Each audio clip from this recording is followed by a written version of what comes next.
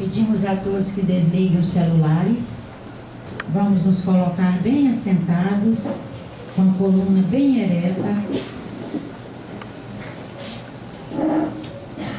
Conforme acho que todos aqui já sabem, hoje nós temos a presença maravilhosa do professor Mauri aqui conosco.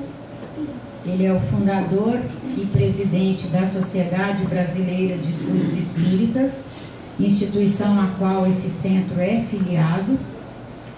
É uma pessoa com uma vida, com essa última encarnação e provavelmente algumas outras dedicadas à causa espírita, à causa do magistério, da educação, do esforço pela construção de um mundo melhor, com várias obras editadas ele próprio, com várias obras editadas, psicografadas através dele, tanto pelo espírito Leocádio José Correia, quanto pelo espírito Antônio Brimo, pelo espírito Marina Fidelis, pelo espírito F. Alexander, obras que estão disponíveis tanto no site da SBE, várias mensagens retiradas delas, também nas livrarias dos centros filiados à SBE, na própria SBE.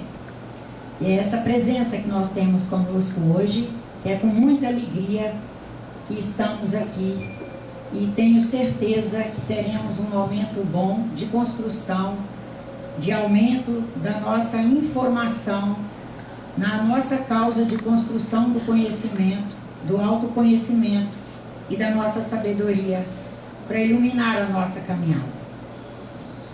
Como a nossa irmã Nicete está aqui conosco e ela é uma das trabalhadoras de núcleo filiado da SBE, é mais vinculada ao núcleo de São Paulo, nós vamos pedir a ela que faça a abertura da nossa atividade. Você abre para nós, Nicete?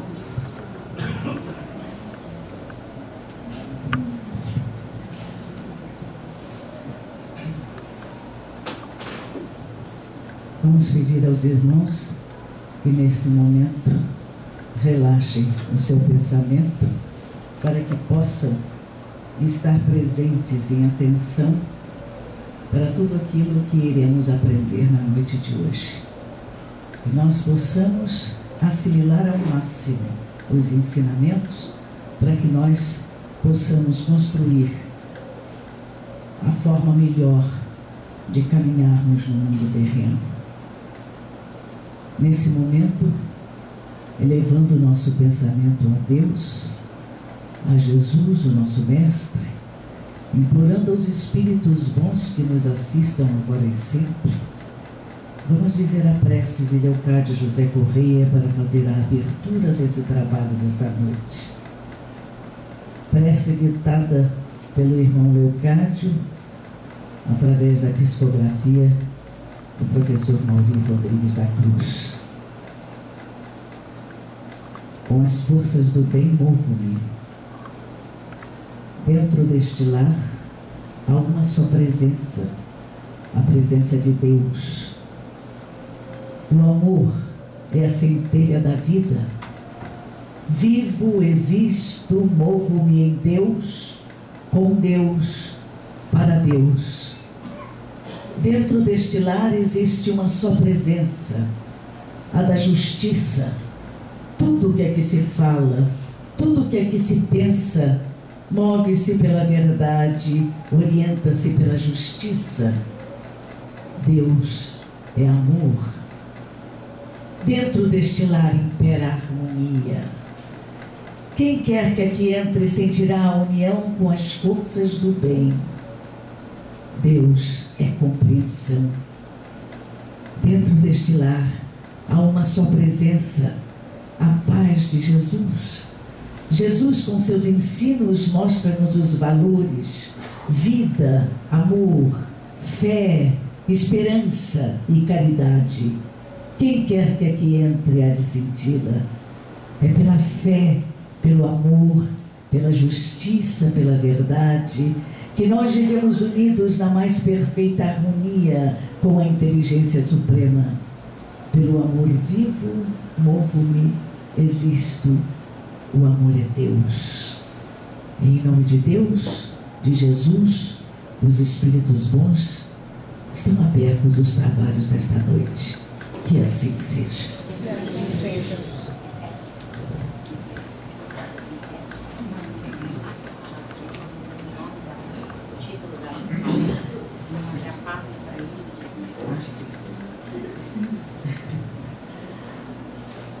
A doutrina espírita, sendo por excelência o resultado crítico do conhecimento, da sabedoria, de todo o processo histórico da humanidade, representa a positivação do homem no conhecer, no saber, no viver. Mensagem psicografada, transmitida por Antônio Grilo. A mensagem espírita, seu processo crítico de construção.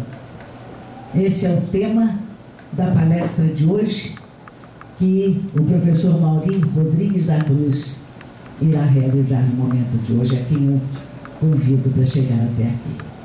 Obrigado.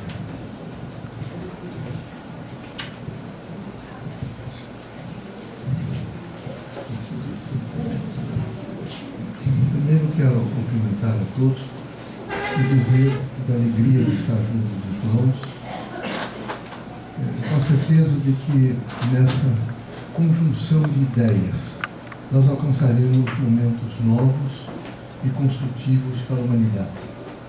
É de extrema importância que, sob todos os pontos de vista, particularmente nós, os espiritistas, estejamos sempre vinculados a uma ordem do bem, a uma ordem de crescimento, progresso e desenvolvimento.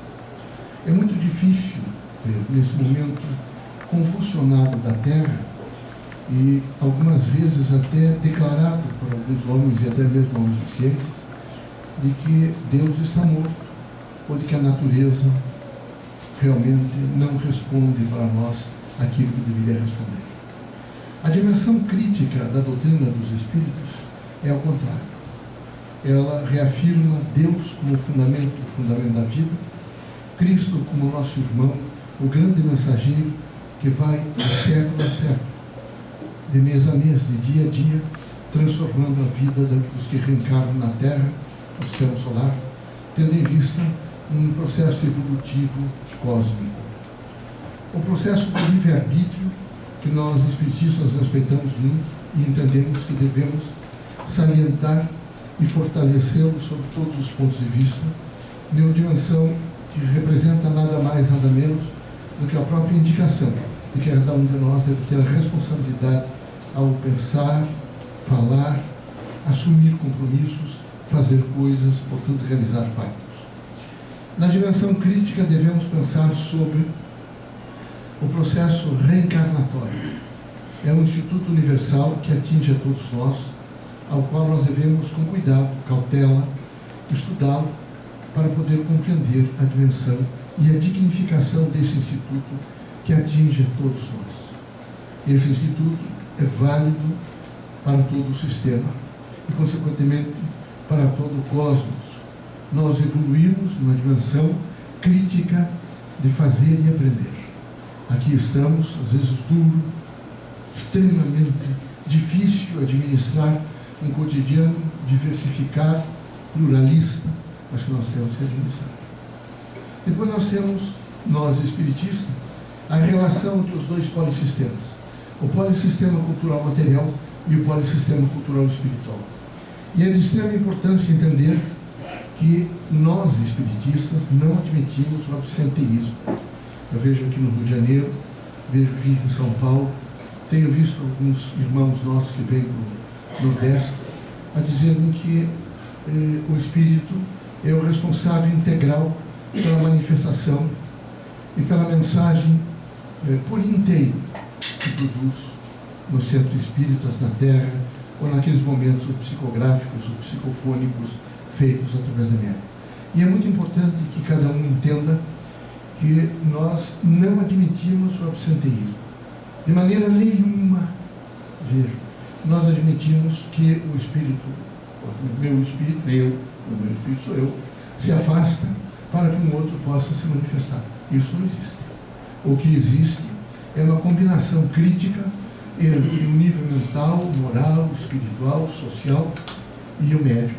Portanto, é um percentual muito grande da mensagem, seja ela em momentos conscientes, semiconscientes ou inconscientes, do médium.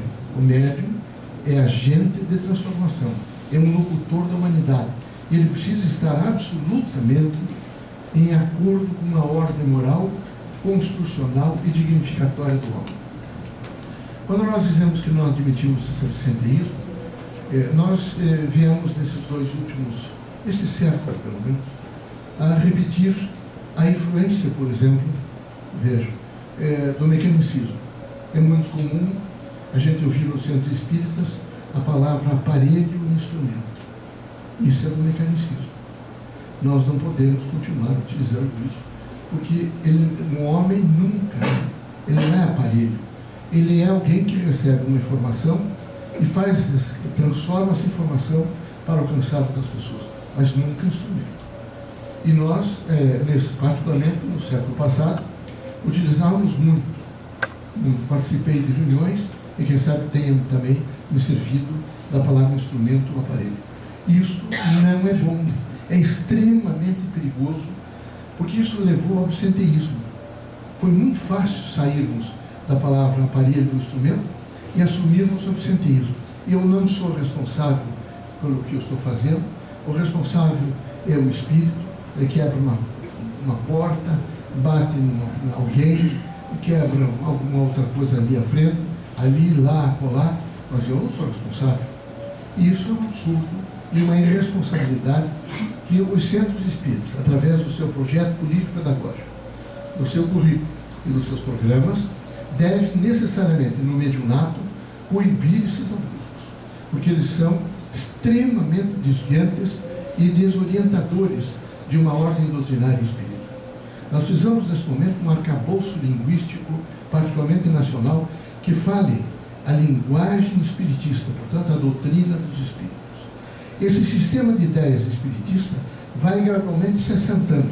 Nós hoje já temos um volume social espírita diário. Rádios, televisões, jornais, estamos sistematicamente falando a linguagem que nós, espiritistas, utilizamos, como reencarnação, como manifestação de espíritos. Isso tudo é volume social espírita. Esse volume, nesses últimos anos, assumiu uma proporção muito grande.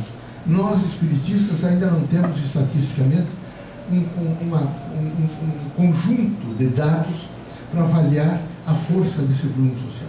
Nós só sabemos que ele existe e que ele está transformando a humanidade. A doutrina dos espíritos, ela traz, através dos espíritos e dos médiuns, mensagens que são extremamente voltadas sempre à pessoa humana e à vida. Então, a manifestação do espírito, a presença do espírito, em uma linguagem coerente, positiva e construtiva, ela vem fortalecer a dignidade humana.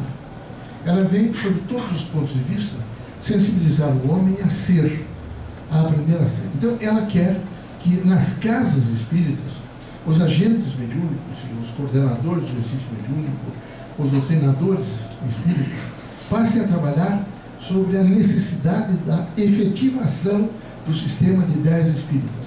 E para que essa efetivação se faça e, consequentemente, o homem possa ter mais afetividade com o seu próximo. Sem nós assumirmos integralmente a doutrina dos espíritos, nós espiritistas, nós dificilmente poderemos entender o que significa essa afetividade que nós temos que ter com o nosso próximo. Fora da caridade não há salvação, Kardec contestou. Mas nós precisamos, mais do que nunca, entender como é que nós estamos processando o sistema de ideias espiritistas. Alguns de nós nos tornamos triunfalistas, até parece que nós somos positivamente grandes figuras, que passamos a agenciar grupos humanos, que fazemos nesse momento dotações linguísticas, campos, evidentemente, de um processo de transformação mútua. Nós precisamos mais do que nunca, nesse momento, entender que toda mensagem espírita construcional trabalha o processo de educação continuada ou permanente.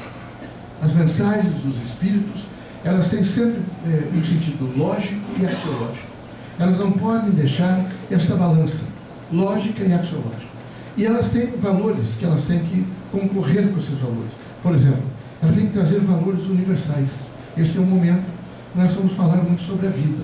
Nós estamos vendo irmãos nossos sendo regulados, né, por processos políticos, por governo, tudo. Nós estamos vendo nesse momento assaltos, nós estamos vendo tiro, bala perdida, matando criaturas, tirando seu capital de vida aqui da terra.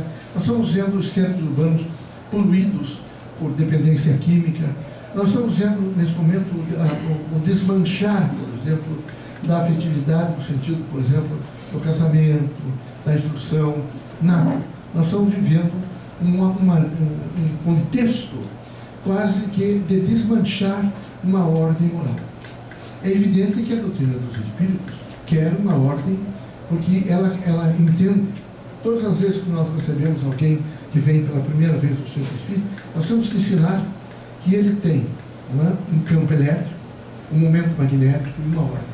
Quando ele fizer a prece, que um espírito se aproximar dele, imediatamente ele alarga esse campo elétrico, esse momento magnético, mas ele recompõe a ordem. É fundamental a ordem. Vocês sabem, inclusive o nosso país vive uma desordem. Nós não temos mais, a coisa chegou a tal ponto que é insustentável. Isso está atingindo as instituições todas, atingindo o seu professor universitário, as universidades, por exemplo, os centros de pesquisa, os centros de excelência. Nós estamos, nesse momento, vivendo uma degradação de uma ordem moral, o que é extremamente perigoso no sentido político, social, econômico e cultural. Portanto, a doutrina dos Espíritos, nessa dimensão crítica de construção, é antropô. E ela, sendo antropô, ela quer, mais do que nunca, que a gente tenha uma visão moral.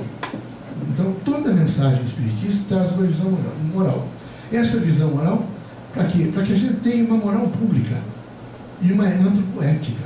Esse é o momento de nós falarmos abertamente de uma antropoética. É um aspecto antropoético, onde em todos os governos do mundo, em todos os países, todos vão começar a pensar, as unidades funcionais, educacionais, sobre uma antropoética. Nós temos que sensibilizar os homens no sentido ético. Se nós não o fizermos, nós viveremos em decadência, muita decadência. E nós precisamos dessa ética. Os senhores estão vendo o nosso país, homens ilustres públicos, sendo, nesse momento, recebendo sentenças de juízes criminais. Os senhores estão vendo todos os dias os jornais noticiando desvios.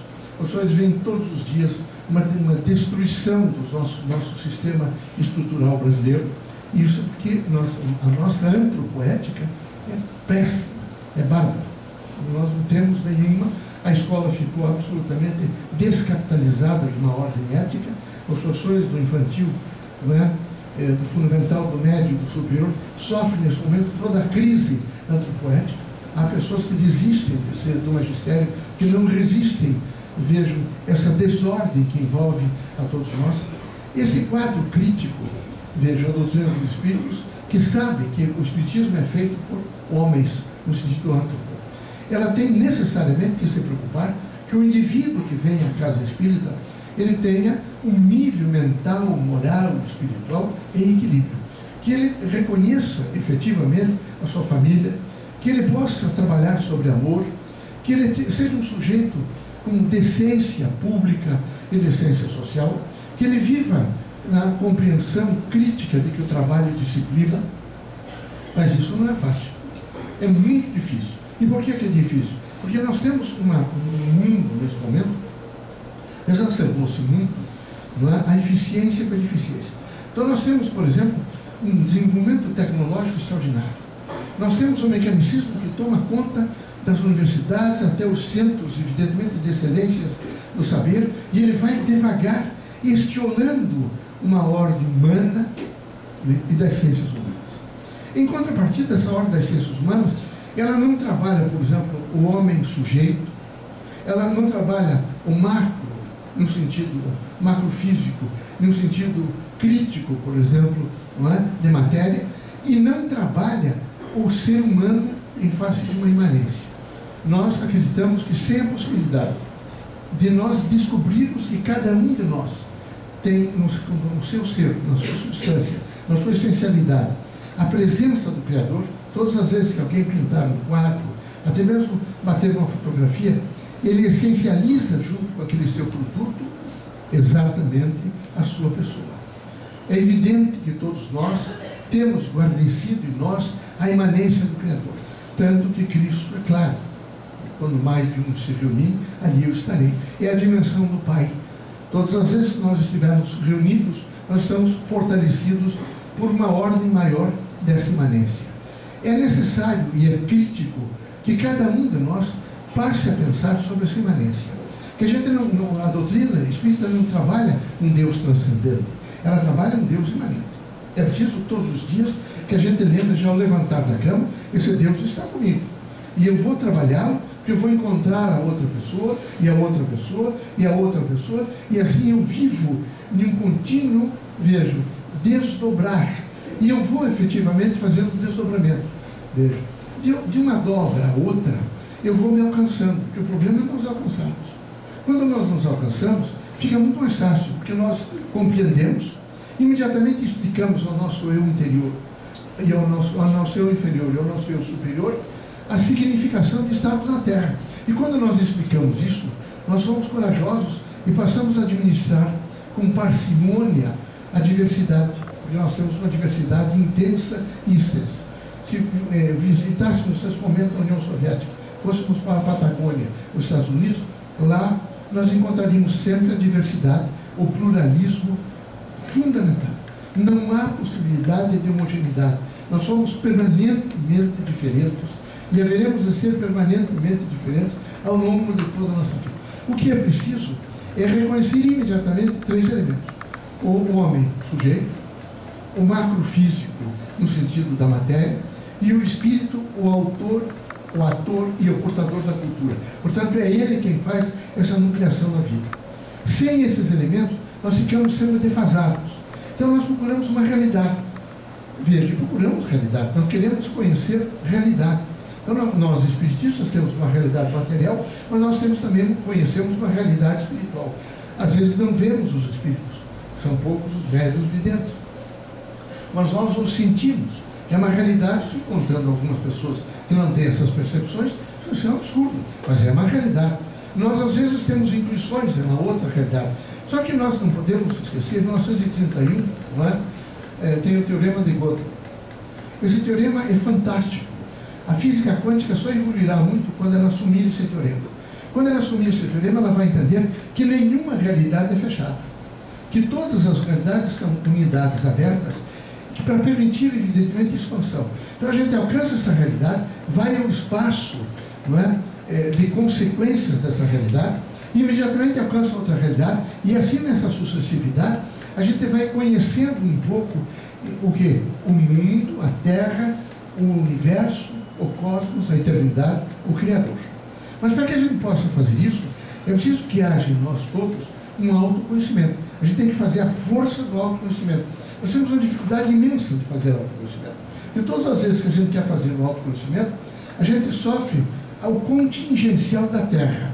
Por exemplo, eu sou espírita, sou efetivamente espírita, eu tenho amor, eu tenho fraternidade, eu tenho compreensão, eu tenho caridade. Aquele menino que está abandonado ali na praça, eu tenho amor por ele. Eu não posso salvar imediatamente o mundo e ficar tirando minha roupa, todo o meu gasto de dinheiro, e entregar a todos, mas eu posso olhar para ele e dizer que Deus te abençoe. Que o outro também o faça. E nessa sucessão de criaturas que vão dizendo isso, nós vamos construindo um mundo melhor. Porque nós vamos construindo um cosmion.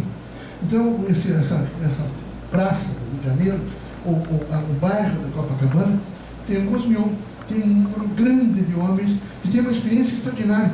São senhores sexagenários. É a terceira idade, um número grande, quem sabe a cada 10 pessoas, 6 ou 7 sejam idosos. Mas nós temos, o velho tem experiência, o jovem pode ter audácia.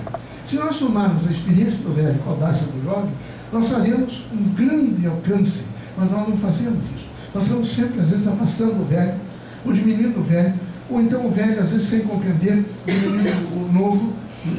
Quando nós vivemos juntos, efetivamente, para alcançarmos o significado do que representa a vida nesse aspecto heterogêneo e nessa dimensão crítica, pluralista.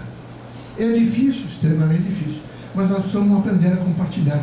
O que adianta nós sermos donos do mundo se não tivermos com quem compartilhar? É preciso compartilhar, mas a gente só aprende a compartilhar quando a gente aprende a renunciar. Quando a gente aprende a renunciar, a gente aprende a dar. E enquanto a gente não aprender a dar, a gente é muito triste, muito pequeno. E a gente precisa aprender a dar. A gente tem que ter a força da doação. E quando a gente tem a força da doação, é porque nós recolhemos, que sabe, um sistema de ideias integrativo que nos aponta sempre a outra pessoa, é um vetor dizendo, olha ali, veja o exemplo, componha-se da melhor maneira possível. Então, a mensagem espírita é viva. A unidade social espiritista, a realidade espiritista, é uma unidade aberta, sempre aberta. Nós não somos fechados, nós estamos sempre constituintes, nós estamos sempre recebendo informações, processando essas informações e tentando vivê-las da melhor forma possível. É difícil, porque nós trabalhamos a linguagem do amor, que é uma linguagem silenciosa, construtiva, edificante e de conjuntividade. Ela faz a conjunção. Enquanto nós sofremos o social, uma disjunção social. Nós vivemos, veja, o especialismo nas ciências, ele fez uma coisa terrível. Nós ficamos cada vez conhecendo menos. Nós somos, vejam a escala médica, vocês conhecem, alguém vai, não, agora só tem outro especialista, depois um outro e um outro. Nós não temos mais unidade.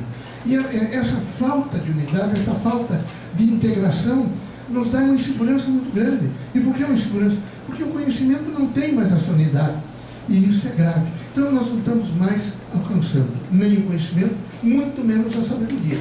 O centro espírita, a linguagem construtiva espiritista, não é elitista, mas ela faz com que o homem possa, num momento educativo, num processo educativo, alcançar o conhecimento, evoluir para a sabedoria, da sabedoria alcançar o saber fazer, ir ao saber social, e do saber social descobrir, não é, nenhuma efetivação, o saber espiritual, que é muito importante. Buscar o saber espiritual é descobrir essa imanência no homem. Quando nós descobrimos essa imanência no homem, nós ficamos fortes. Nós temos condições de viver com integração. E com isso, nós começamos nessa integração maior a reconhecer no nosso próximo a grande força de construção e de modificação. É a realidade. A nova geração que está chegando, ela virá com novos elementos para fazer grandes transformações políticas, sociais, econômicas e culturais. Assim é o mundo. Ele está nessa unidade aberta, tudo é aberto. Nós estamos sempre transformando e transformando. O importante é nós reconhecermos isso. Quando nós reconhecemos, nós começamos a ser leitores atentos e assíduos, por exemplo, dos best-sellers, nós lemos mais os jornais, nós aprendemos a ler quando saímos nas ruas, o frontispício, o rosto das pessoas. Nós começamos a verificar que nós não podemos seguir única e exclusivamente a força da moda que nós temos aí no nosso país, a força do mundismo. Em qualquer momento nós podemos sofrer a força do mundismo. Nós instalamos, por exemplo, nas universidades, o teste, pré-teste, que não deu nada. Acabou. Uma coisa horrível, ninguém sabe mais escrever, ninguém sabe. Então, uma crise horrorosa, porque nós copiamos e refazemos. Eu fui professor de direito a vida inteira, tenho colegas meus, hoje advogados, eles não sabem peticionar, porque eles não têm condição nenhuma de fazer uma linguagem em português adequada. Então, é evidente que há uma crise que nós, no Centro Espírita, não podemos fechar os olhos. Nós temos que estar com os olhos abertos. Os espíritos manifestantes estão permanentemente, através dessa linha chamativa dos valores universais, especialistas, alternativos, individuais, fazendo com que a gente entenda a forma, o significado, o uso e as funções das palavras, da linguagem espiritista, da mensagem espiritista, do encontro espiritista. E nessa sucessão extraordinária, crítica, que é evolutiva, nós temos que nos determos um pouco para fazer a avaliação de conteúdo do nosso produto. Nós temos que avaliar o produto mediúnico. Nós temos que alcançar uma linguagem do produto mediúnico. Para isso é preciso que a gente tenha coragem. Por exemplo, coragem de se transformar. Coragem de dizer, eu tenho força de amor, eu consigo amar. Coragem de perdoar. Eu consigo perdoar. Coragem de me efetivar, por exemplo, nos trabalhos espiritistas, nos trabalhos de outros grupos religiosos, não religiosos, mas que estejam nesse momento promovendo o ser humano, e imediatamente fazer alguma coisa para o ser humano, que é preciso fazer alguma coisa. Veja, a droga tomou conta. Nós temos amigos nossos, filhos de amigos nossos, que estão dependentes químicos, alguns já em óbito, já fizeram óbito, deixaram a terra, criaturas com 25, 26 anos, então não fizeram nada, não construíram nada, a não ser deixar uma imagem extremamente, dolorosamente precária, triste e negativa na terra. Então é preciso que as pessoas que têm um pouco de consciência imediatamente se mobilizem para uma construção melhor. Nós somos uma construção melhor. Então nós precisamos que a estrutura, esse conjunto de elementos solidários entre si, de uma ordem social, ele venha responder, por exemplo, às unidades funcionais, à justiça, que ela pode ser paisagem no horizonte do direito, mas ela precisa existir. A gente, quando alcança, ela é um valor tão extraordinariamente idealístico e tão alto, que ela imediatamente se levanta. E assim ela vai se levantando, e nós nunca teremos a justiça plena, mas viveremos sob a égide da justiça, porque ela é uma luz que ilumina todos nós e nos sensibiliza a buscar aquilo que é essencial para que haja paz social. Então nós, quando desconhecemos isso, nós nos divorciamos daquela realidade que é nossa. E a realidade que é nossa é a realidade do amor, é a realidade da fraternidade, é a realidade do estudo, é a realidade do trabalho, que é uma coisa, se eu fizer uma enquete aqui, alguns dos senhores já viveram, quem sabe, 2/3 da encarnação. Outros tenham vivido a metade. Será que os senhores ainda não pensaram? Quem garante que amanhã estamos todos nós na fila da morte, do desencargo? A qualquer momento podemos deixar a Terra. Será que nós, num balanço nosso, se a gente fizesse esse balanço nesse momento, esse balanço é positivo? Eu fui compreensivo, eu fui justo, eu procurei ser bom, eu tenho estudado, tenho me transformado, eu sou paciente, eu sei esperar, eu compreendo nesse momento que eu devo me adaptar a essa força, não é, diversificada da vida da Terra. Eu sou suficientemente corajoso para enfrentar, não é, os desafios da Terra. A Terra tem desafios, inúmeros desafios, e nós vamos ter que enfrentar. Eu sei enfrentar esses desafios, ou eu estou me deixando levar por uma onda. Eu levanto uma manhã, rapidamente, tomo café, vou para o trabalho, volto e vou dormir. Eu já não leio mais, eu não participo. Sábado e domingo eu já não tenho mais uma vida ativa. É uma vida sexual toda ela talhada, atabalhoada. É uma vida moral em crise. É uma vida de costumes que não tem grande significação. É uma vida, evidentemente, de não participação política. Essa crise que nós estamos vivendo é porque nós, a escola nossa, é uma escola decadente, de 4 horas do fundamental, do infantil até o médio, 4 horas por dia, quando no mundo inteiro é 8 horas. São pessoas que vão para lá e são professores especializados que recebem essas crianças e os sensibilizam, desde uma ordem política, econômica, social, cultural, moral, espiritual, em todos os sentidos nós não temos. Então, quando nós chegamos às universidades, nós chegamos à universidade discursiva, operativamente discursiva. Então, nós bacharelamos pessoas, licenciamos pessoas, doutoramos pessoas, mestramos pessoas, mas são pessoas que, sabe, 2 anos depois, ou 3 anos, elas já não garantem nem mesmo aquilo que fizeram em tese ou em dissertação de mestrado, porque elas não tinham uma fundamentação, e é preciso ter uma fundamentação. Cada um de nós deve ter uma fundamentação de vida. Essa fundamentação tem implicações diversas. Por exemplo, felicidade. Será que a gente, nesse momento, fizéssemos uma pesquisa, nós mesmos, nos últimos 15 dias, quantos dias desses 15 dias eu fiquei feliz? Quantos dias? Foram horas, foram dias. Nesses dias eu fui paciente, fui tolerante. Eu sou uma pessoa feliz, alegre, ou sou um sujeito permanentemente em crise, sempre esperando o pior? Ou seja, a ciência, nesse momento, levantou um pressuposto novo de cura no mundo. Áustria, França, Estados Unidos, Alemanha, Inglaterra, se chama psiconeuroimunologia. É tão fácil, até inacreditável que seja tão fácil. A psiconeuroimunologia é uma das coisas mais fáceis. Até ateromas ela tem destruído, tem diminuído. Mas, será que nós não precisamos ir ao encontro dessa nova técnica e até mesmo nos centros espíritas ensiná-la para que as pessoas possam realmente alcançar um equilíbrio que até precisamos? O espiritismo deve estar aberto e os espíritos nos ensinam. Essa técnica, ela veio através dos espíritos. Ela é muito antiga e há mais de 20 anos ela é testada realmente através dos espíritos. No entanto, nós não tínhamos prontidão. E quando a gente não tem prontidão, a gente tem dificuldade de assimilar o conhecimento. E a gente precisa assimilar o conhecimento. Eu vou só, rápidas pinceladas, dizer o que é que significa esse psiconeuroimunologia. Voltar para casa, descobrir nos dias da semana se eu posso doar a minha saúde, a minha vida e a minha alegria 20 minutos. Posso? Então eu vou escrever. Eu terei 20 minutos diários doados a mim. Como é que eu vou fazer esses 20 minutos? 5, eu vou colocar um relógio, 5 minutos eu vou respirar, vou sentar e vou respirar normalmente. Os outros 5 minutos eu vou perguntar o que é que eu quero para mim. E vou imediatamente relacionar o que eu quero com a minha saúde, a minha vida, a minha esperança. Depois eu vou perguntar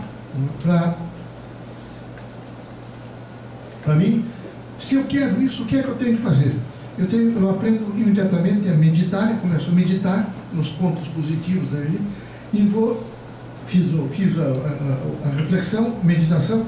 Os 10 minutos finais, eu fico sempre pensando que eu vou ter um domínio sobre a minha corporidade, que eu vou ter nesse momento uma dimensão física que eu vou comandar.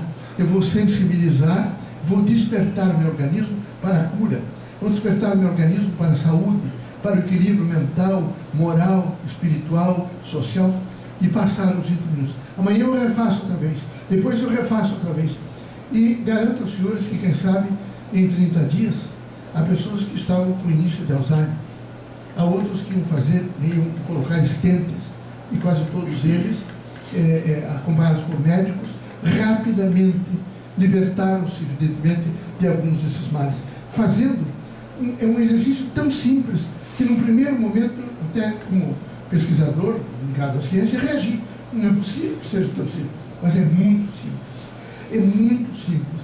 E aconselho-vos a imediatamente se colocar em ação nesses próximos dias e tentar movimentar essa ação, fazendo 20 minutos de doação a si mesmos. Não é muito o que a gente está pedindo, o que a gente está orientando. É muito pouco até, mas que vai trazer muito. Vai transformá-los integralmente. Vocês vão saber o que será, vão ser mais pacientes, vão ter mais saúde, não vão recorrer tanto a medicamentos e vão fazer, quem sabe, até mesmo um equilíbrio em patologias mais graves entre hóspede e hospedeiro. No meu caso, por exemplo, do câncer, onde imediatamente o indivíduo faz um equilíbrio e o hospedeiro fica mais forte que o hóspede. O câncer imediatamente, às vezes, fica bloqueado, e há a cura do indivíduo, porque em equilíbrio ele vive bem e vive em alegria. A mensagem espírita, sendo a mensagem de um fundamento de fé no Criador, ela é viva. Então toda mensagem, toda proposta espiritista é uma proposta viva. Nós estamos permanentemente integrados em um campo da vida. Integrados nesse campo da vida, nós estamos sempre aqui, se tivéssemos nas mãos sementes e tivéssemos que semeá-la em vários lugares. Então o médium espírita é um missionário. Ele precisa se convencer disso. A casa espírita é uma usina da vida. Todas as vezes que os senhores vierem à casa espírita, além dela ser a universidade do povo, ela é uma usina da vida. Quem chegar na casa espírita, imediatamente vai receber alguns efeitos para ser promovido a um autoconhecimento. Ele vai receber informações, ele deve processar essas informações e mais informações. Todas as vezes que os senhores adentrarem uma casa espírita, se tiver 10 médiuns, nós teremos no mínimo 30 espíritos que estarão visitando a cada um. Por isso nós dizemos aos médiuns que eles não devem, em hipótese nenhuma, deixar de frequentar os dias de trabalho. Ah, mas é uma festa. De maneira nenhuma. Eu, naquele dia do trabalho, eu me realimento. Eu vejo que alguns dos senhores, com facilidade, se afastam das lides dos trabalhos, imaginando que os senhores não têm tempo. E com isso os senhores adoecem. Porque os senhores deixam de receber um alimento fundamental que é dado, que é colocado, que é interposto, que é ligado, é uma ponte entre o mundo dos espíritos e os senhores. Portanto, a gente deve ter efetividade na ação espírita, no trabalho espírita. Não podemos frequentar hoje, 2 meses depois, 6 meses. Não há a possibilidade dos espíritos, amigos, bons, criativos, médicos, especialistas, nos ajudarem a ter um equilíbrio. Vamos encanar? Vamos. A vida da Terra é passageira. Só que, quem sabe, possamos produzir até os últimos momentos da nossa estadia na Terra. Para isso é preciso que os senhores entendam que o centro espírita é uma usina da vida.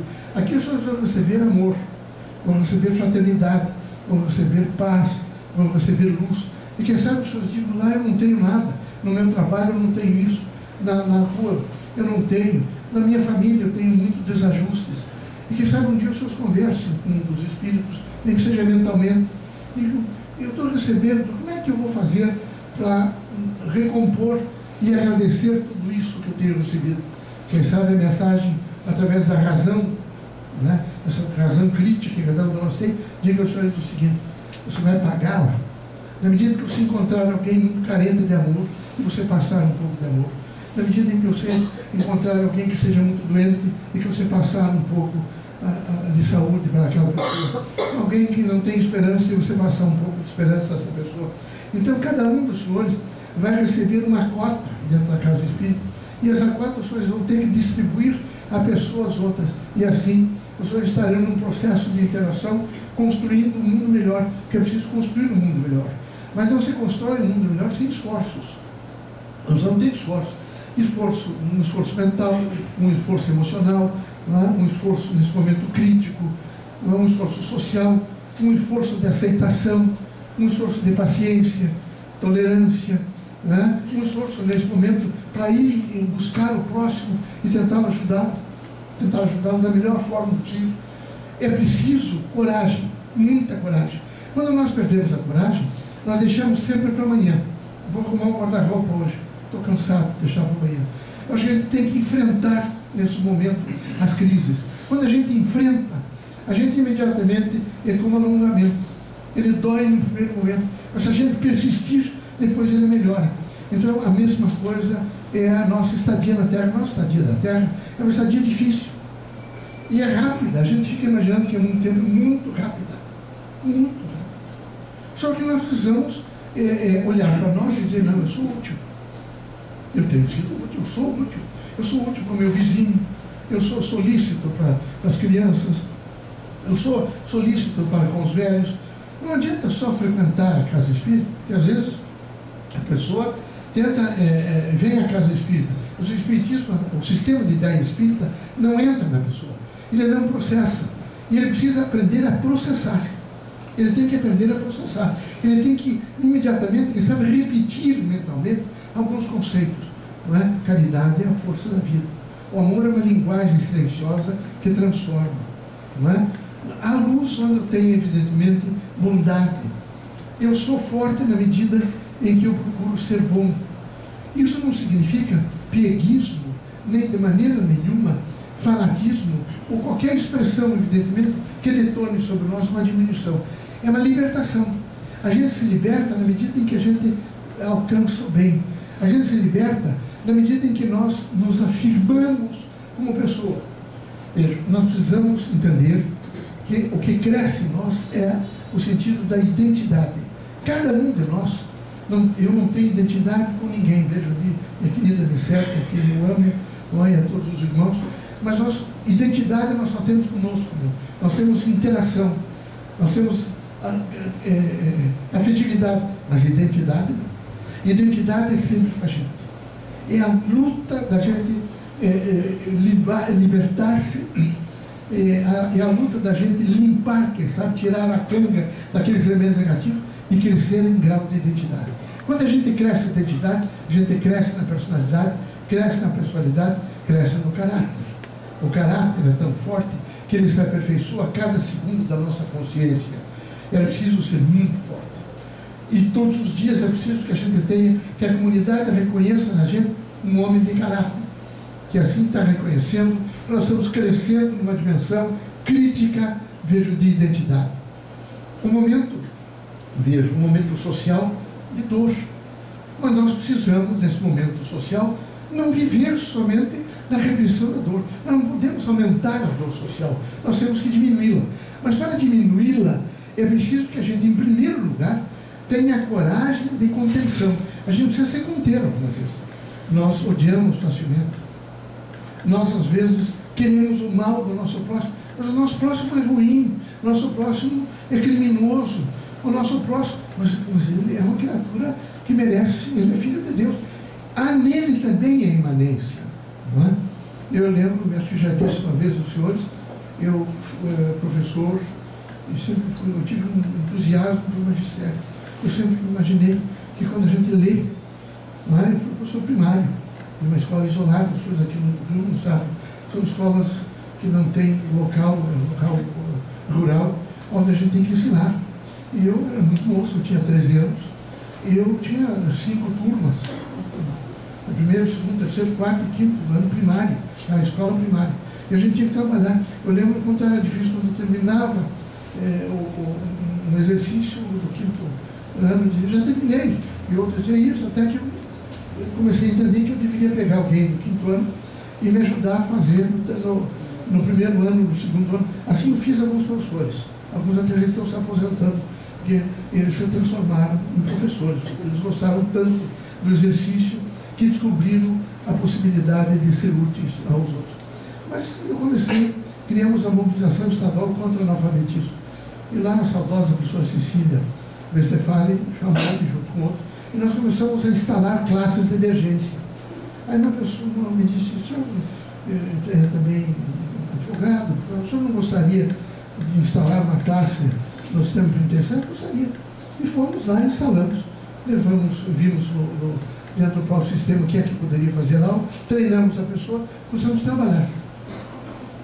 Você voltar várias vezes e também fazer algumas aulas para os presos, sobre ordem moral, sobre sentido social. E aí tinha um deles que sempre queria ficar conversando comigo. Aí quando ele tentava conversar comigo, dois guardas presidenciais chegaram mais próximos de mim. Ele queria falar comigo. Aí eu disse quando eu saí, por que eu consigo tão próximo de mim? Esse moço quer conversar comigo, os senhores não deixam? E o senhor sabe quem o senhor está fazendo aula? Quem é a pessoa? Não, é o diabo loiro. Eu não sei quem é o diabo loiro. Né? Esse homem tem mais de 100 crimes.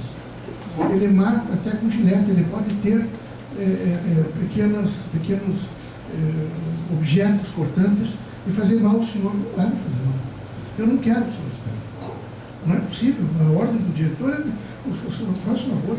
Eu digo para o diretor que fulano de tal, doutor Maurinho, eu preciso conversar com ele. E assim eu fiz. E comecei a conversar com ele. Conversar. E ele começou. Ele não aprendia. Até que um dia ele disse que aprendeu. Ele disse assim, ele leu, eu disse, li, é isso. E eu olhei para ele e estava chorando. Não, mas você leu, meu filho, é isso. E ele completamente emocionado com aquilo. Eu estou chorando. Eu falei, não é possível, quer dizer, é um sujeito que tinha afetividade, né? Muita afetividade.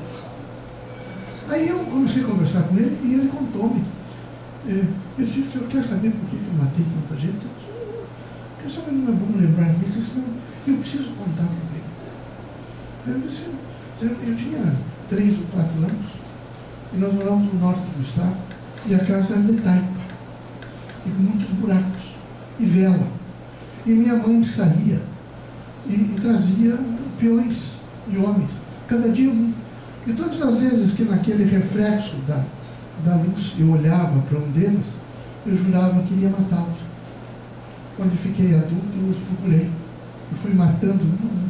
Ele matou inocentes, né? Ele imaginou que algumas daquelas pessoas tinham se transformado, ele ficou com aquela imagem E ele foi matando pessoas. As pessoas imaginem o que é a cabeça humana e a dimensão humana. O que é realmente a criança no sentido de aprender e transformar o comportamento. O que é a criança no sentido de viver e de expressar, evidentemente, aquilo que sente em comportamentos, em ações. E ele ficou, parece que por 42 anos e foi solto. E vive no Mato Grosso com muita idade hoje.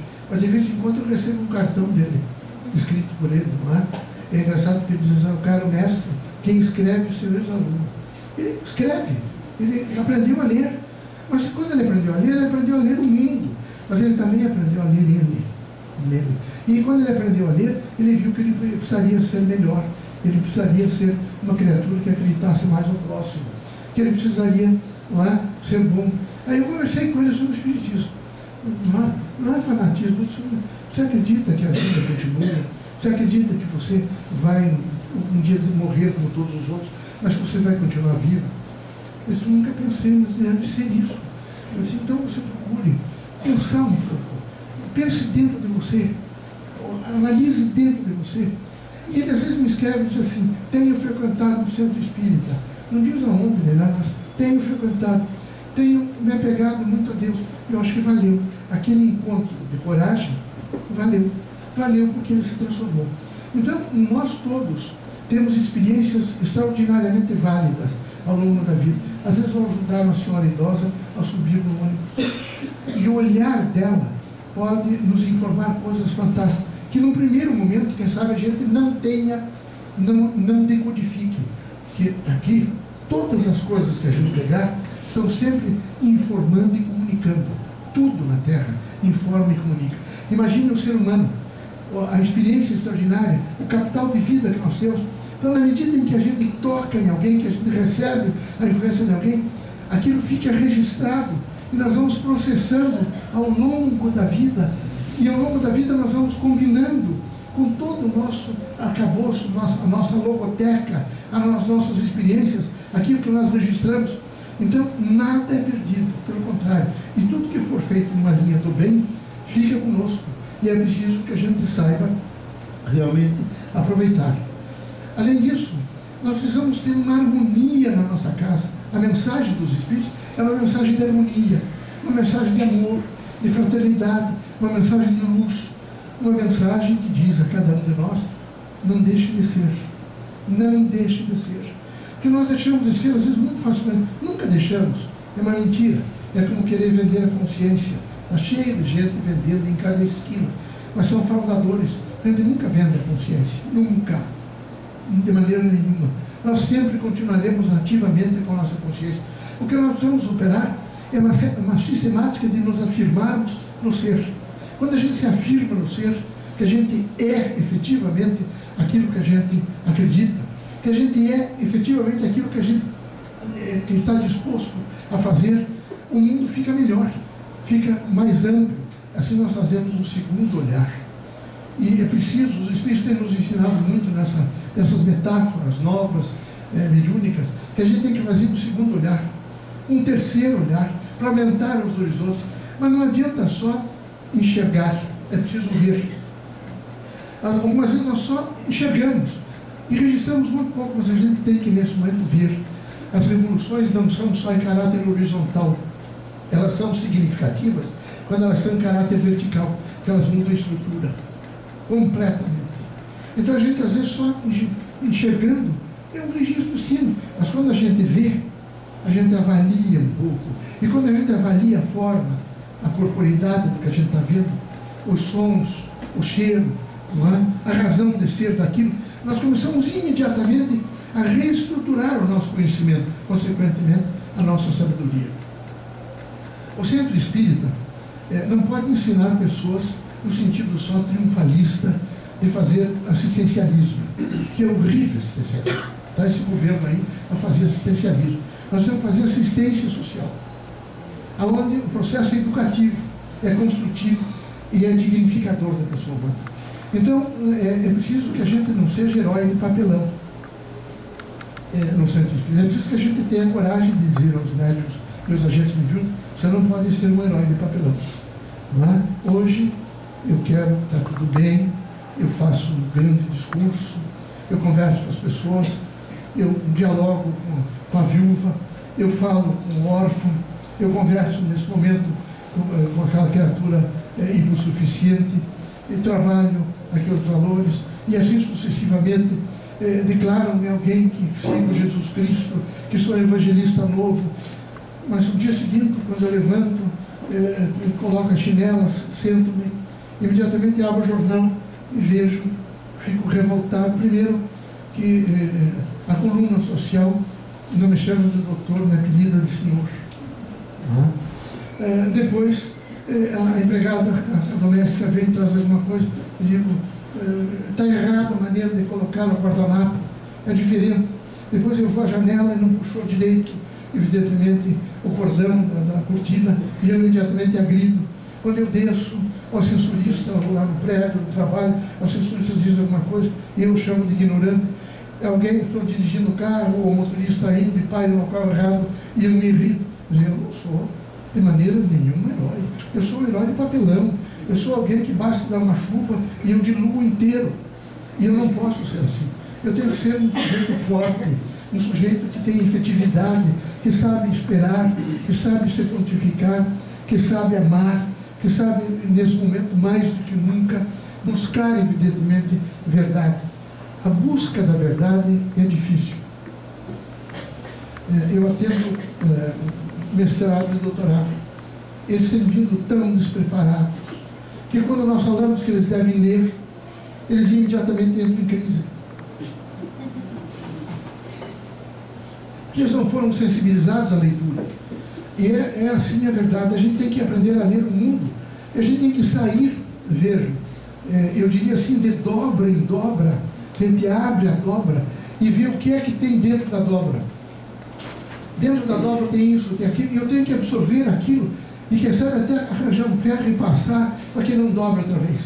E assim eu tenho que ir fazendo e fazendo, para que eu possa fazer um acréscimo construtivo daquilo que tem significação efetiva na minha condução evolutiva.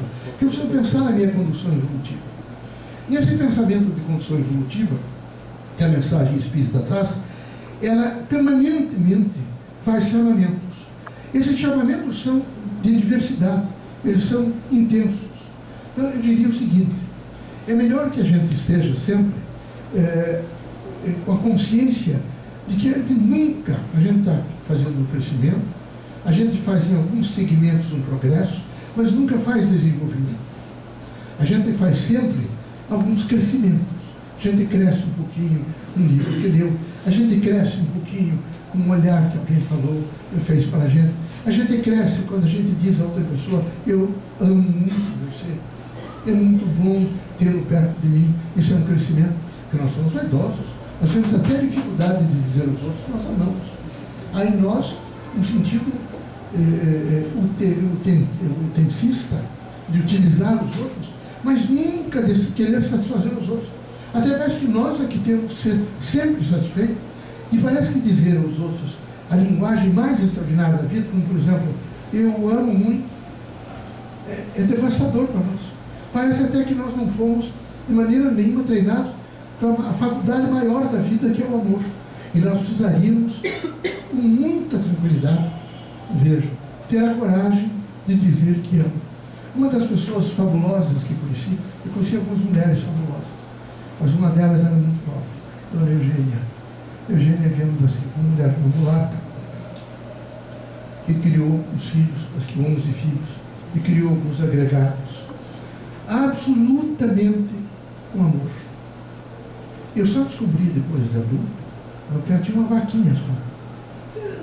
Depois eu descobri que vaca, para fazer leite, tinha que estar permanentemente, não é? Ser enxertada, essa coisa. Mas a vaca, lá que a Dona Eugênia criava, tinha sempre leite. Ela estava sendo tirando. Não pode, não é? É que ela precisava, a fé, não é? A Dona Eugênia era tanta, e o sentido do amor era tanto, que todas as pessoas, os ricos, os pobres, as pessoas às vezes estropiadas ou bem vestidas, eu me lembro de um advogado, na época ainda não era bacharel, era professor, ele chegava com um automóvel, com um motorista, e não entrava nem na casa da Eugênia, que era muito modesta, muito pobre. Ele ficava na barbearia do marido dela, que era muito pobre também. E ela conversava com ele. E um dia, depois de adulto, já eu, procurador, conversei com ele. Doutor, aquela foi uma grande mulher. Foi uma das pessoas que mais me ensinou na vida. Mas ela ensinou como? Ela era semi-analfabeta, ela lia, ela me ensinou poesia. Eu aprendi a gostar da poesia através dela. Ela não tinha tesoura em casa. Ela dobrava o jornal velho que esse doutor levava a ela e colava numa cartolina, com cola de farinha, de trigo, e me pedia que eu lesse. Ela me chamava de Mauro. Leia, Mauro. E é assim que eu gostei, assim que eu comecei a gostar de poesia. Mas com isso ela fez com várias outras pessoas, várias. Ela tinha muito pouco. Por que dona Eugênia? Muito pouco. A propriedade era desse advogado. Não é? A casa é muito precária. Os filhos, um deles teve problemas sérios com a justiça. Um dia eu levei ao sistema penitenciário, quando voltamos a dizer, você não está chocado? Eu disse, não, nem está. Mas, não, esse sábado foi bom, porque agora quando eu venho aqui, eu venho um pouco mais cedo, hoje eu vim com você, e eu pude limpar toda a galeria, eu varri. Não é?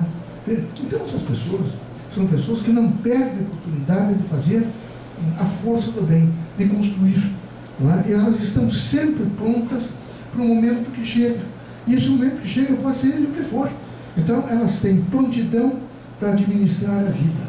Quando a gente tem prontidão para administrar a vida, não desaparece na gente essa força da alegria, o serviço ao próximo, não desaparece da gente a aptidão para a gente reconhecer no outro a potencialidade do amor. E assim a gente vai levando a vida, vejo, com consciência, que a gente precisa sempre cruzar, vejo, no sentido da efetividade com a afetividade. Então, eu efetivamente sou espírita. Então, eu tenho que pegar o sistema de ideias espíritas e colocar na minha afetividade. Mas eu também preciso cruzar, existir e viver. Eu não posso só existir, eu tenho que viver. E eu tenho que cruzar esse existir e viver. Eu estou caminhando, será que eu estou vivendo? Ou estou fazendo de conta que estou vivendo? Não, eu tenho que viver. E viver é saber que aqui na Terra, ou a gente se transforma pelo amor ou pela dor. E, infelizmente, alguns de nós esperam a transformação pela dor. Vai até os últimos instantes para imaginar que a dor vai me transformar. E a gente não devia fazer isso. A gente devia ser alguém mais forte, para não se transformar só pela dor. A gente tinha que se transformar pelo amor. É muito importante se transformar pelo amor. Mas para se transformar pelo amor, a gente tem que ser menos brusco. A gente tem que ser mais suave. A gente tem que ser uma pessoa que sabe melhor ouvir.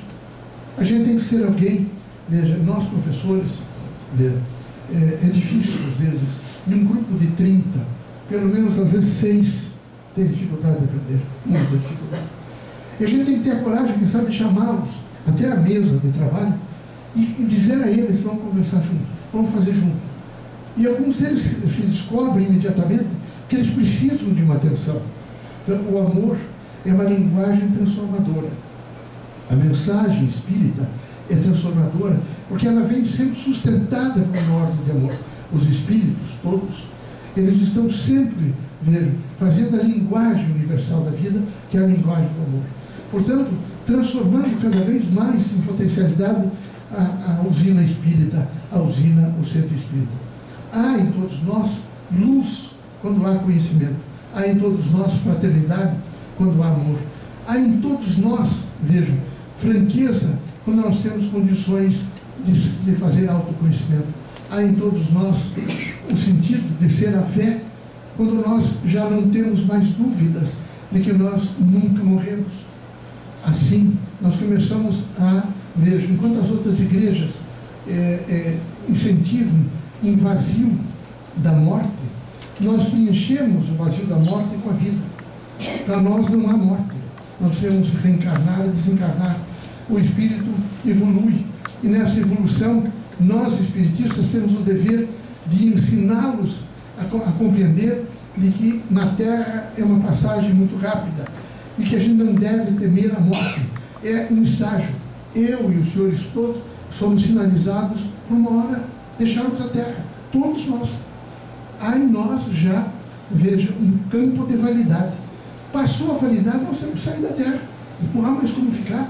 O organismo não está mais convalidando a nossa presença na terra. Então é necessário que todos os dias a gente não se prepare para morrer, mas se prepare para viver. E se preparar para viver tem a significação de fazer conhecimento, de fazer sabedoria, de amar na extensão mais ampla da palavra, de procurar sobre todos os pontos de vista sustentar em si mesmo a sua capacidade de proximidade com o próximo, de amparo com o próximo, de luz com o próximo, de esperança. Por último, quero dizer para os senhores que a gente não pode nunca deixar de viver a esperança. A esperança não é quimérica, ela é a força integral do ser. É como a prece. Ela não vale pelo que alcança, ela vale pelo que nos transforma. Todas as vezes que nós fazemos a prece, nós nos transformamos. Então ela vale muito pelo poder de transformação que ela opera em cada um de nós. Que Deus abençoe os senhores, que Jesus nos ilumine, que possamos nos encontrar mais vezes, não é? Que a gente tenha sempre a força construtiva de fazer aquilo que a gente tem que fazer, e que, se eu puder ser útil aos senhores, puder responder-lhes alguma coisa, fico à disposição.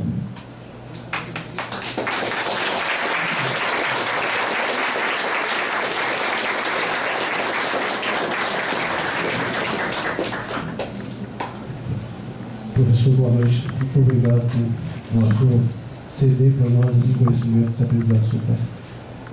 Professor, duas perguntas que eu queria fazer para o senhor. Nos exercícios mediúnicos, nos trabalhos que nós fazemos na Casa Espírita, os Espíritos têm nos alertado que a síntese desse trabalho, ele pode ser talvez o último alento de quem precise, de quem esteja longe da casa, mas que possa alcançar essa mentalidade que a gente constitui. Como é que se dá esse acesso a esse indivíduo que não está compondo a casa? Na medida em que nós, nos centros espíritas, nos assumimos efetivamente, nós fazemos a expansão da nossa afetividade. Na expansão da nossa afetividade, nós realimentamos como o cosmion espírita, o sistema de ideias espíritas. E ele vai devagar chegando, particularmente as pessoas que estão sensibilizadas e suscetibilizadas para a frequência da casa espírita. O que nós precisamos é que na casa espírita, quando as pessoas chegam, eles não venham só com aquela imagem do fenômeno da manifestação do espírito para falar com o espírito. Eles ensiná-los, por exemplo, que eles têm condições integrais e pessoais de dialogar com o espírito desencarnado. Isso, primeiro. E precisamos acreditar que todas as vezes que reunidos, nós estamos aumentando a possibilidade de aumentar os membros das casas espíritas. Só mais uma pergunta que eu gostaria que o senhor nos ajudasse. A questão da disjunção social, talvez essa grande falta de ética que a gente está vendo por aí. A antropoética. O senhor acha que essa disjunção, ela é fruto desse excesso de cedência que hoje a gente vê? Acho o seguinte, acho que nós devemos, veja, o bom trabalhador é o disciplinado, o bom professor é o disciplinado. Na medida em que nós relaxamos, veja, a educação não é autoritarismo, nem tampouco, veja, ameaças. Ela é, veja, a força do conhecimento de um homem, de uma mulher, que imediatamente chega ao discente e ele percebe que ele pode crescer através dela. O docente descobre no discente alguns elementos que ele pode transferir naquele momento, e a gente, no sentido corporal, que a gente tem registro, mas no sentido espiritual, quando a gente recebe algumas dessas suscetibilizações do professor, nós imediatamente começamos a compreender. Nós começamos a aprender. E quando nós aprendemos, nós modificamos comportamento. Que o grande significado da educação é modificar comportamento. Veja, a situação que nós estamos vivendo nesse momento não pode continuar. Essa semana, por exemplo, eu vi, eles vêm à praia, os meninos, e é muito bom que tenham vindo, é muito bom que se tenha acesso, que as classes menos favorecidas tenham acesso para viajar de avião, tenham acesso para viajar a outros estados, que tenham acesso a ver as praias, que sejam reconhecidos, mas eles têm que seguir, vejo, uma norma social, que a escola, efetivamente, deveria ter trabalhado. Como nós não seguimos a escola, a norma social, nós começamos a relaxar. E nós estamos num processo, vejo, desse momento de faz de conta de uma autoridade, que foi devagar, estremecendo tudo. E está tudo muito precário. E isso me incomoda muito, porque é anomia, se chama anomia em direito. Quer dizer, anomia é ausência de normas. Eu tenho muito receio, digo para os senhores com lástima e com muita pena de dizer isso, mas eu fui professor, eu tenho docência de ciência política. A minha primeira cátedra foi de ciência política.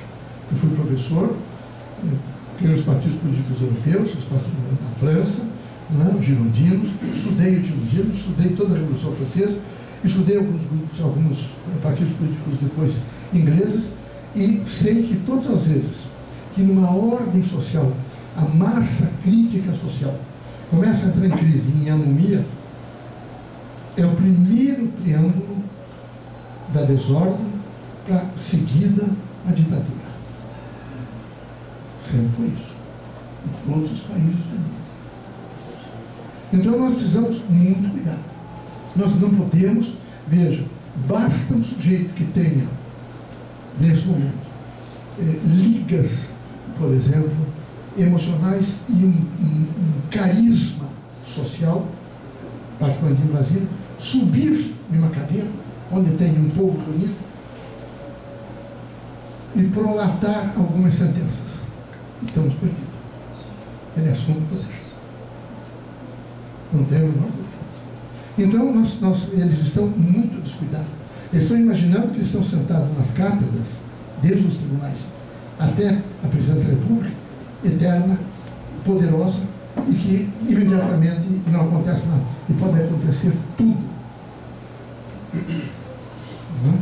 É muito cuidado. Nós todos devemos, nesse momento, entender que a gente tem que ter a precaução e a cautela de permanentemente reafirmar processo democrático. Que o melhor regime, o melhor sistema de governo é o democrático. A gente tem que viver em uma linha democrática, onde a lei seja a norma social que tutele a todos, consequentemente, a organização social, com um conjunto de diferentes modos, maneiras, de coordenar e adaptar os indivíduos e as instituições, possa realmente responder a qualquer eventualidade, no sentido da justiça. Mas nós ainda estamos enfraquecidos, muito enfraquecidos. E é preciso que rapidamente a escola retome esse posicionamento, que a família vai retomar, consequentemente as outras instituições vão retomar, porque não é possível. O desrespeito é total, nesse momento, desordem social, e não pode ser assim. A gente tem que reestruturar essa ordem social. Mais alguma pergunta? Pois não? Boa noite, professor. Boa noite. Prazer em revê-lo. Prazer. Eu queria fazer duas perguntas para o senhor. Uma é sobre física quântica. Eu estou com muita curiosidade em saber sobre física quântica. Sim. Tenho lido alguns livros, tenho assistido palestras de Curitiba, inclusive da Associação Médica. Sim. Eu queria saber até que ponto eu posso relacionar a física quântica aos fenômenos mediúnicos. Exemplo, mediunidade. Sim. E a segunda pergunta, o senhor citou, eu acho que foi um físico quântico, eu não entendi bem a ideia dele, o senhor poderia repetir o nome dessa pessoa? O teorema de Gödel. Teorema de Gödel. Ele em 31 lança um teorema, sabe? Esse teorema está sendo descoberto agora. E a física quântica vai evoluir muito, porque, vejam, a física quântica vai imediatamente dizer que os espaços todos estão cheios, todos os espaços. Ela vem contribuir, vejam, nós não somos, nós seres humanos nesse momento, a gente tem que entender que a gente tem que alcançar o ente quântico. A gente não alcançou ainda. A física, ela está dando os primeiros passos, ela está se libertando da física clássica, e na medida em que ela se libertar da física clássica, ela vai trazer benefício extraordinário. Vou dar um exemplo para o senhor. nós vamos caminhar para uma cronobiologia. Quem sabe dentro de pouco tempo a gente tenha cabines dentro de alguns hospitais onde a gente vai fazer consultas e com um detetor de cheiros. E a gente tenha, por exemplo, a possibilidade quântica de fazer recepção de um odor e dizer, dentro de 10 anos o senhor caminha para Parkinson, o senhor tem já a possibilidade de um câncer, e assim sucessivamente. Então a gente vai trabalhar muito uma visão de cronobiologia, cronomedicina, cronomediunidade. Essa cronometragem, sem a física quântica e sem, veja, essa decodificação do teorema de Gödel, que vai desde a aritmética, passa por toda a matemática e alcança a física quântica, e por inteira ela vai modificar e vai nos permitir uma visão melhor do espaço, o espaço quântico, do tempo, na evolução, na fruição do tempo, e consequentemente ela vai permitir novos conceitos do sujeito, que é o observador.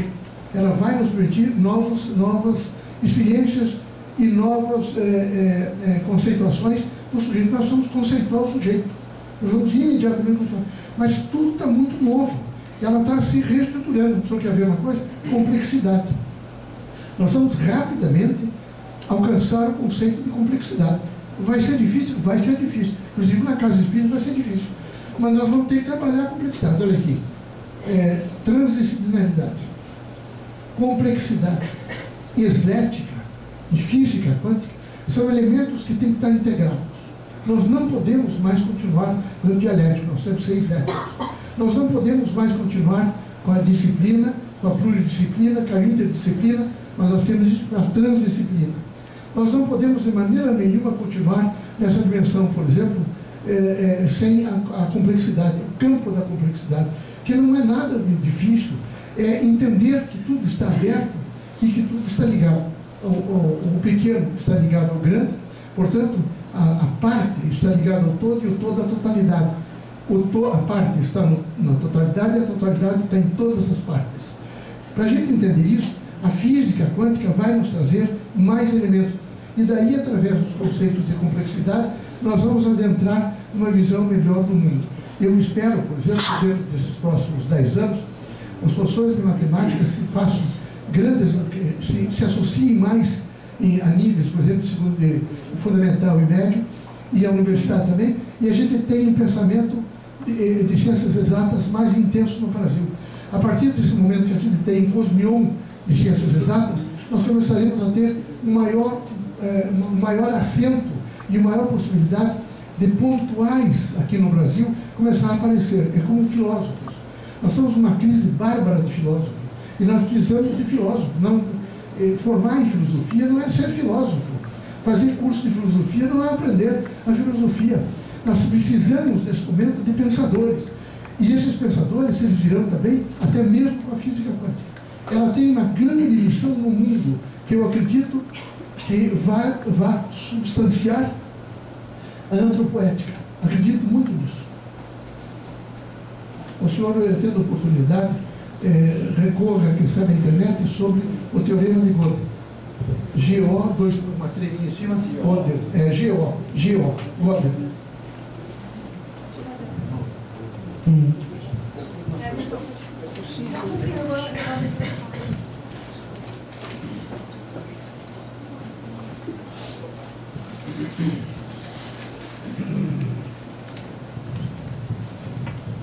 É possível o nosso espírito ter um inconsciente armazém de sabedoria acumulada durante todas as nossas existências?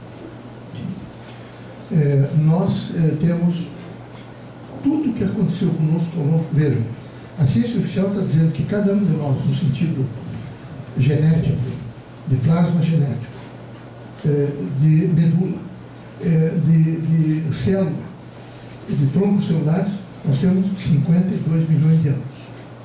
Nós somos reproduzindo, então nós temos 52 milhões de anos. Nós, espiritistas, dizemos que cada um de per si tem 52 milhões de anos. tudo o que aconteceu conosco, nós fomos nesse momento, armazenando. A cultura, o processo cultural, portanto, a pedagogia da cultura, na medida em que ela for alcançando o sujeito, o homem sujeito, a macrofísica no sentido de matéria e o homem no sentido, o espírito no sentido de imanência, ele vai rapidamente permitir que a gente acesse um pouco mais a esse cabedal extraordinário. Nesse momento ainda não é possível, alguns conseguem acessar, alguns de nós conseguimos acessar. Vejam, todo médium, ele dá um percentual muito grande nas obras mediúnicas que recebe. Um pouco é do que ele já viveu em encarnações passadas, senão não teria valor nenhum.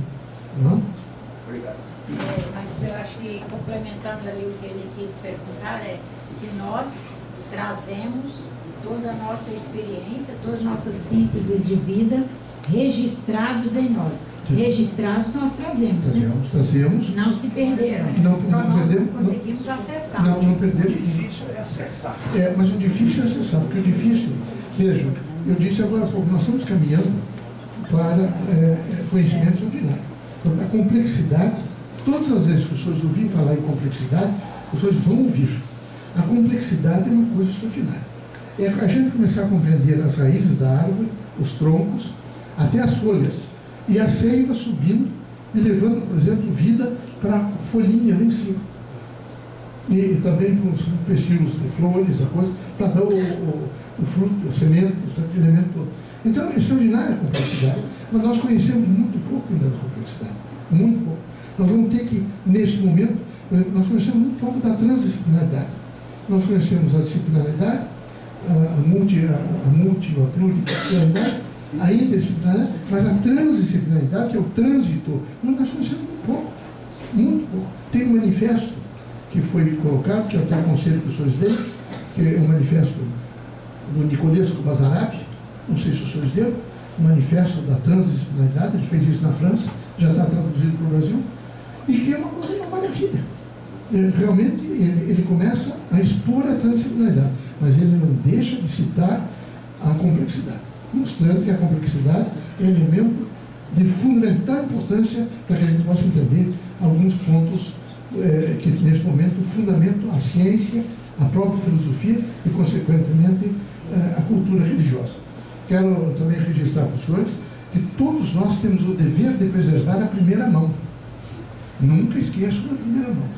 Um dia eu fiz uma palestra determinada com produtores, pessoas com graus de uma certa até homogeneidade, e um deles me disse, mas e quando todo mundo for doutor? Eu disse, nunca vai desaparecer a primeira mão. A primeira mão é elemento fundamental.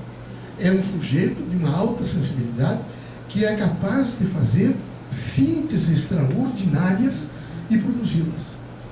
Extraordinárias. E em todos os setores, em todos os níveis culturais. Quando um dia elogiava o Napoleão, e ele segurava em uma coluna, e disseram a ele, que maravilha, o canhão, imperador, que coisa extraordinária. Ele virou-se e disse uma coisa que agora nós começamos a compreender. É uma arma poderosa, ele disse, poderosa, a arma mais poderosa é a arma humana.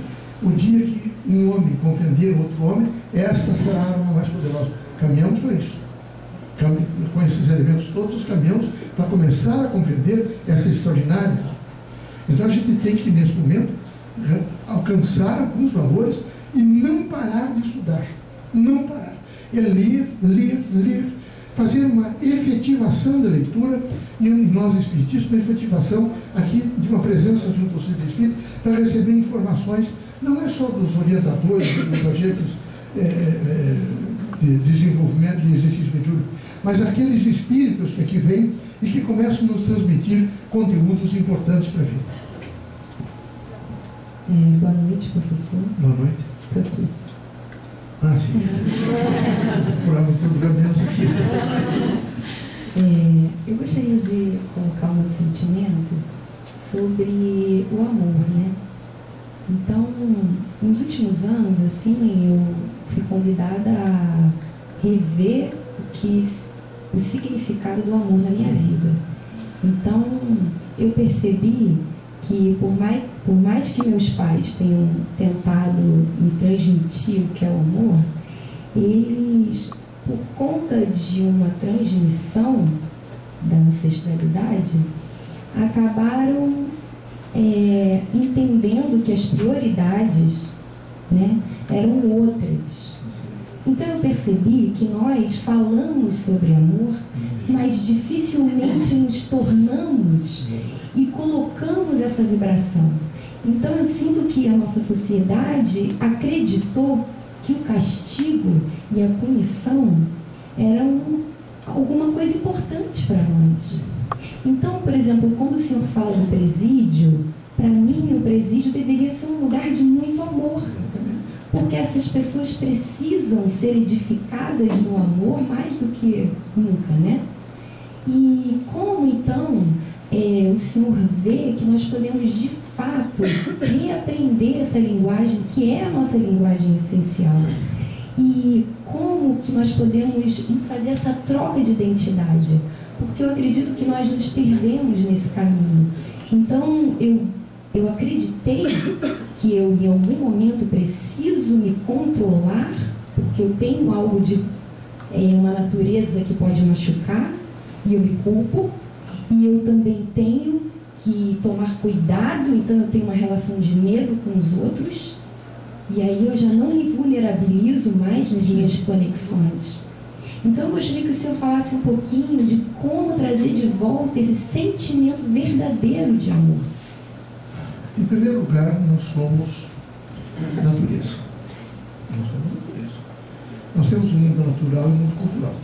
É preciso que no mundo natural e no mundo cultural, que a gente faça nesse momento uma integração. A gente integra o mundo natural e cultural. Quando nós conseguimos integrar o mundo natural e cultural, nós imediatamente alguns elementos que compõem a nossa natureza se volverão para a nossa consciência imediata. Um deles é o amor. O amor é uma linguagem tão extraordinária que nos momentos mais difíceis ele nos ampara. Ele vem até nós. É difícil a gente levar os restos mortais de alguém que a gente até o cemitério, o crematório, voltar e saber, por exemplo, que no sentido físico, macrofísico, não encontramos mais. Mas uma força poderosa não são só os espíritos bons. Somos nós, mesmo que através de todas as experiências que vivemos, tutelados por uma dimensão do amor, ele começa a nos acalentar. E nós começamos imediatamente a rearrumar, rearranjar a nossa casa, a nossa vida, primeiro nós. E nós vamos nos rearranjando, porque ele tem um poder de iluminação tão extraordinário que a gente começa a se enxergar. Mas a sociedade é um tempo. E as pessoas que, por exemplo, eu preciso casar, eu preciso ganhar dinheiro, eu preciso isso, eu preciso aquilo. E o amor, ele vai ficando subsidiário. Ele é um expoente, mas é um expoente que, sabe, nunca se utiliza, nunca se faz. Então é necessário, por isso eu digo, quando às vezes as pessoas estão em estertor do desencargo e dizem que querem me ver. E eu vou vê-las, porque eu tenho aprendido muito com elas. Todas elas nunca deixaram-me de dizer sempre, na sua essência e na sua sinceridade, que o que valeu na vida delas foi o amor. Só que não souberam, como a senhora está realmente atestando, quem sabe fazer a expansão desse amor. Porque o dia que nós fizemos a expansão do amor, os presídios vão desaparecer. Não é? Nós não teremos mais crime, porque nós seremos, evidentemente, pessoas que respeitamos profundamente o próximo. E nós teremos um prazer de olhar para as pessoas e atentar para a diversidade das pessoas e entender que cada uma delas tem uma representatividade e que a gente precisa aprender a leitura. E quando a gente tem amor, é como se tivesse uma lanterninha que focasse naquela pessoa e a gente pudesse ler melhor a pessoa.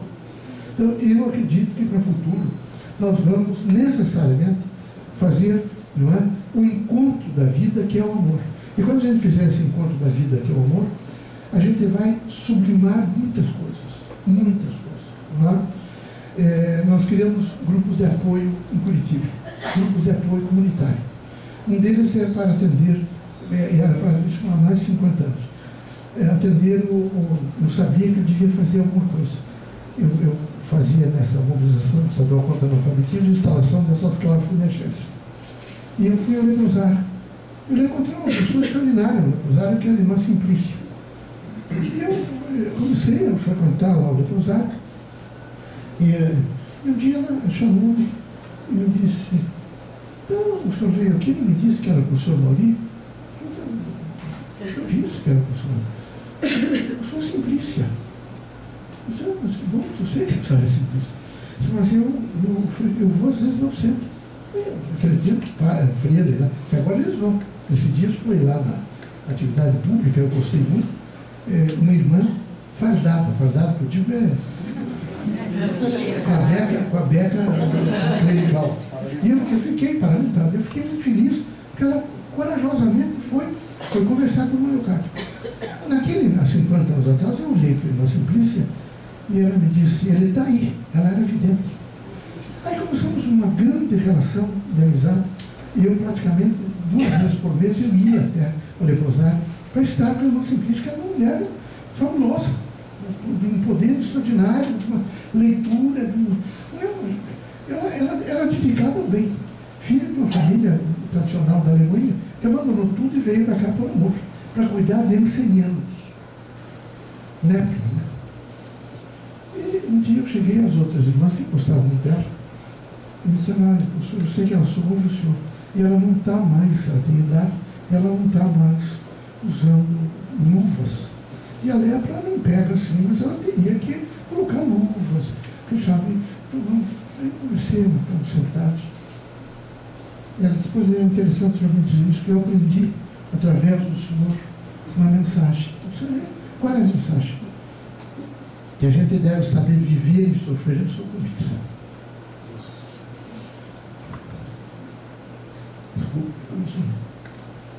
Abriu uma janelinha e mostrou várias crianças em lepra. Aí ela disse: ao longo dessa vida eu aprendi uma linguagem com as mãos e com a boca. Eu não vou fechar. Nunca pegarei a lepra. Desencarnou sem nunca ser contaminada.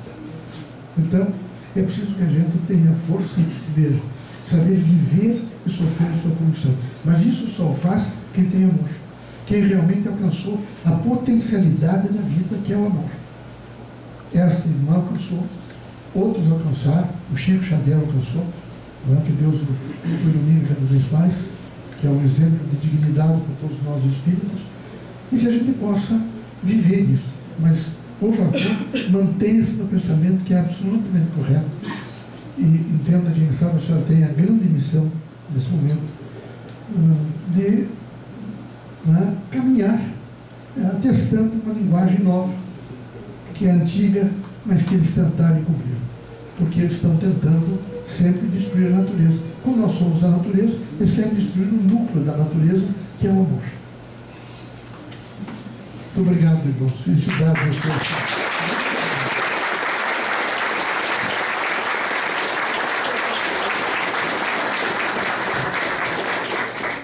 Eu só deixei, quero convidá-los sempre, um dia o senhor estiver um tempinho, e que estiver passeando pelo sul, vão até a Sociedade Brasileira dos Espíritas. Não é para me elogiar, nem elogio boca própria e vitupério, né? Mas convidá-los, quem sabe, a conhecer um pouco. Nós temos um núcleo de ensino e pesquisa, nós temos escolas, nós temos segmentos de universidades, faculdades funcionando. Nós temos 5.000 gestantes mediúnicos, 2.000 médios em exercício mediúnico. Então nós temos muita gente. Nós temos núcleos filiados em toda a periferia de Curitiba. E um dia que tiver tempo, que quiser conhecer um pouco de um projeto político-pedagógico espírita diferente, nos procure. Quem sabe lá seja difícil falar comigo, porque muita gente, os senhores têm ideia, nesses últimos 40 anos, passaram por mim 3 milhões de pessoas. É muita gente. Então, às vezes, eu sou protegido lá por pessoas que me deixam falar, e quando eu chego aqui, fico bravo. Eu fui lá, não consegui falar com o senhor, não sei o quê, mas lá tem um grupo grande de pessoas solícitas que poderão intermediar. Digam que aqui da Nájila, que estão aqui ligados, que me ouviram e eu vou recebê-los com alegria, tá bom? Obrigado, irmãos. Muito obrigado.